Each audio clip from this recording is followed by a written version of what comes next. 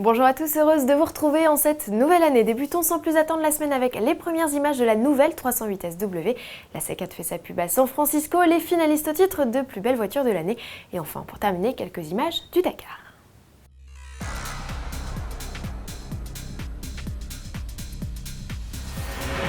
Du nouveau dans la gamme 308, Peugeot décline désormais sa star en break. Avec ses 32 cm de plus en longueur, la 308 SW a de quoi ravir les familles en quête de break compact avec grand coffre.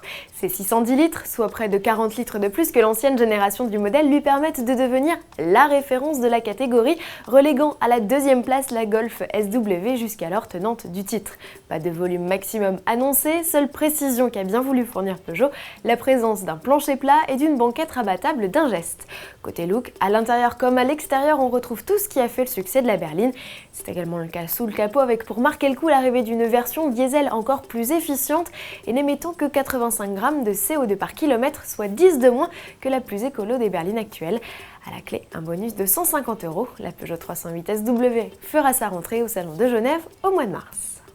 Du côté de chez Citroën, Genève rimera avec ses 4 cactus. En attendant de découvrir le baroudeur, le constructeur promeut les autres modèles de sa gamme, à commencer par la C4 qui trace sa route discrètement. Citroën a amené sa berline dans les rues vallonnées de San Francisco.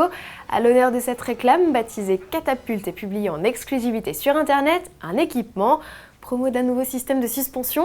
Pas du tout. Dans cette pub, à la sauce Bullitt, il est question de démontrer l'intérêt de l'aide au démarrage en côte. Alors convaincu ? On connaît désormais les 4 finalistes au titre de plus belle voiture de l'année 2013 après l'élimination le 5 janvier des Captur et Lexus IS. Restent en lice l'Alfa Romeo 4C, la Mazda 3, la BMW Série 4 Coupé et la Mercedes CLA. À vous de voter pour faire gagner votre nouveauté préférée. Clôture définitive des votes le 19 janvier. Terminons avec l'actualité sportive du moment, ça se passe en Amérique du Sud. Voici les images du départ du Dakar 2014.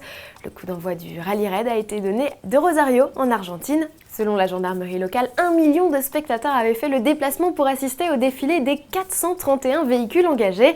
Surprise, c'est le Portugais Carlos Souza à bord de son Great Wall Aval, un 4x4 de marque chinoise, qui remporte la première étape. Il devance 3 pilotes Mini. Stéphane Peter Hansel, tenant du titre également sur Mini, ne se classe finalement que 6e, victime d'une crevaison. Il est juste derrière Carlos Sainz. La deuxième étape va mener les concurrents de San Luis à Saint-Raphaël, en Argentine toujours. Au programme, près de 400 km de spécial en moyenne pour les engagés. Suivez toute l'actualité du Dakar sur le site de nos confrères de sportauto.fr. À demain.